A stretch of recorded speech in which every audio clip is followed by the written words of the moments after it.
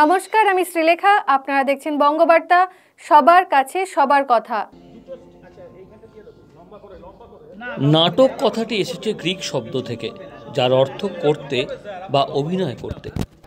নাটক মূলত একটি অভিনীত গল্প বা কাহিনী, কিন্তু যার মধ্যে দিয়ে প্রকৃত অর্থেই চিত্তচেতনা জাগ্রত হয়। তাই নাটক বা থিয়েটারে লোকশিক্ষার দিকটিও যুক্ত।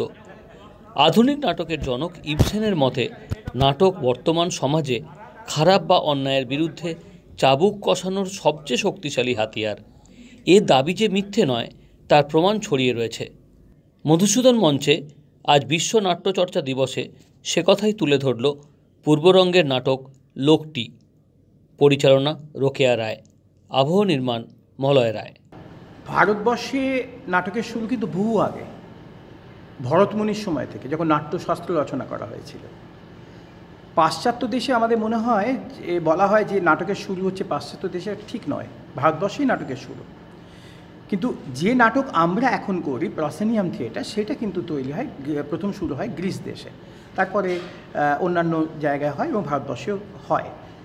পশ্চিমবঙ্গে বা বাংলায় এটা মানে স্বাধীনতার অনেক আগেই এখানে কিন্তু নাটক চর্চা শুরু হয়, বাংলা থিয়েটার শুরু হয়।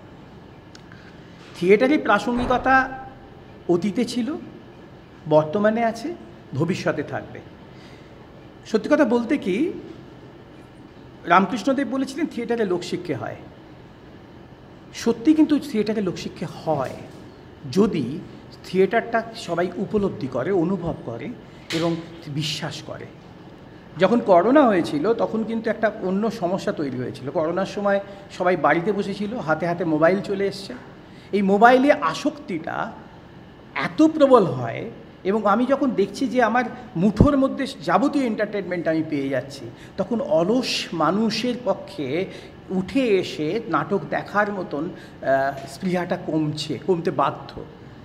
এর থেকে জাগিয়ে, এর থেকে বার করে আনার উপায় কি আছে আমি জানি না, কিন্তু বিশ্বাস করুন, এক শ্রেণী মানুষ এখনও আছেন, তারা বিশ্বাস করেন নাটক তাদের দেখতে ভালো লাগে, তাদের ওই মঞ্চে এসে নাটক দেখার একটা নেশা আছে। কিন্তু ইয়াং জেনারেশন যারা অল্পতই রিলে আসক্ত হচ্ছে, মোবাইলে আসক্ত হচ্ছে, আপনি জানেন রিলের মাধ্যমে এত অশ্লীল, অশ্রাব্য এবং মানে দেখার অযোগ্য জিনিস চলছে, এবং তাদের ভিউয়ার সাংঘাতিক, এবং তাতে নেশাগ্রস্ত হয়ে পড়ছেন সবাই। দর্শক যারা দেখছেন তারা নেশাগ্রস্ত হচ্ছে, যারা বানাচ্ছেন তারা নেশাগ্রস্ত হচ্ছেন। গ্রুপ থিয়েটারেও এমন সমস্ত নাটক তৈরি করা হচ্ছে যে নাটকগুলো থেকে শুধুমাত্র এন্টারটেনমেন্টটাই মুখ্য হয়ে দাঁড়াচ্ছে। কিন্তু গ্রুপ থিয়েটারের দায়িত্ব কিন্তু তা নয়। যখন নীলদর্পণ হয়েছিল, স্বাধীনতার বিরুদ্ধে তখন লড়াই চলেছিল, যখন নবান্ন হয়েছিল, এইগুলো কিন্তু গ্রুপ থিয়েটারের সূত্রপাত। সেখানে লড়াই, সংগ্রাম, এর ইতিহাস জড়িয়ে রয়েছে গ্রুপ থিয়েটারের সঙ্গে। ফলে গ্রুপ থিয়েটার তার আদর্শ, তার দায়িত্ব, তার দায় বহন করে চলেছে এবং চলবে ভবিষ্যতে।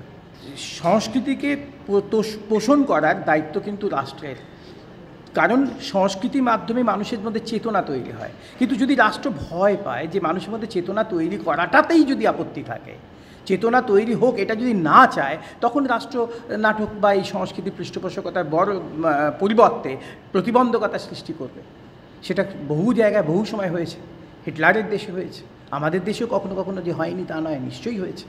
আমরা পূর্বরঙ্গ এটা বিশ্বাস করি এবং এই অনুসারেই নাটক করি। আজকে যেমন আমাদের লোকটি নাটকটি আছে, তার বিষয়বস্তু হচ্ছে একেবারে চিরাচরিত, একদম প্রাথমিক মানুষের চাহিদা, ফুড, শেল্টার অ্যান্ড ক্লোথ, অন্ন, বস্ত্র এবং বাসস্থান। এর দাবি অতীতে যেমন ছিল, এখনও ভারতবর্ষে বহু জায়গায় এ দাবি রয়েছে, বাংলায় বহু জায়গায় দাবি রয়েছে, এবং পৃথিবীর বহু কোন প্রান্তে এখনও কিন্তু খাদ্য, বস্ত্র ও বাসস্থানের জন্য সংগ্রাম চলছে।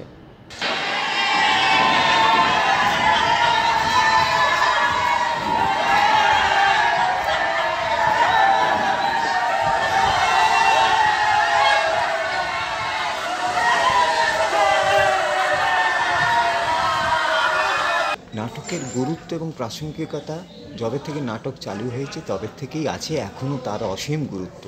কারণ নাটক তো সমাজ শিক্ষা দেয়, সমাজের যা যা অন্যায়, অবিচার তাগুলোকে ফুটিয়ে তোলে।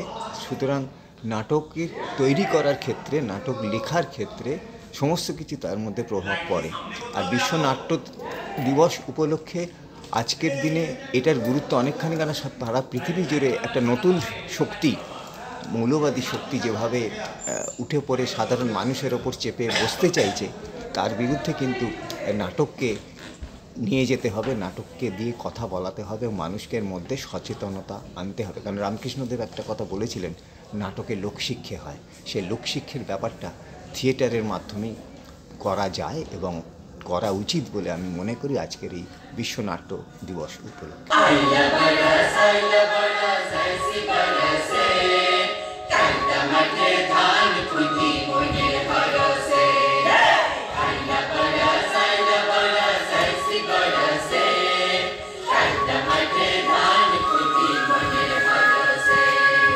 নাটকটা তো হচ্ছে অ্যাকচুয়ালি কি, যে আমাদের যারা যারা আছি বর্তমানে তাদের মনের কথা বলাটাই তো একটা নাটকের অঙ্গ। সেখানে প্রাসঙ্গিকতা সারাক্ষণই ধরে রাখতে হচ্ছে। আমাদের ইদানিংকালের আমাদের যা কষ্ট দুঃখ থেকে আরম্ভ করে সুখ পর্যন্ত সমস্ত কিছু তো নাটকের মধ্যে থাকে। সেরকম বিশ্ব নাট্য দিবস বলতে আমরা যেটা বুঝি সেটা হচ্ছে সারা পৃথিবীর লোকের মনের মধ্যে যে আবেগ অথবা যে ভাবনা, সেটাই তো যায়। এইভাবেই পুরো ভাবনাটা রয়ে গেছে সারা মনের মধ্যে। নাটকের প্রাসঙ্গিকতা প্রচণ্ড বেশি। প্রত্যেকটা সময়ই নাটক অভিনীত হোক, বিভিন্ন সমাজে বিভিন্ন সময়ে এই নাটকটাকে যেন এগিয়ে নিয়ে যাওয়া যায়, এটাই আমাদের চিন্তা।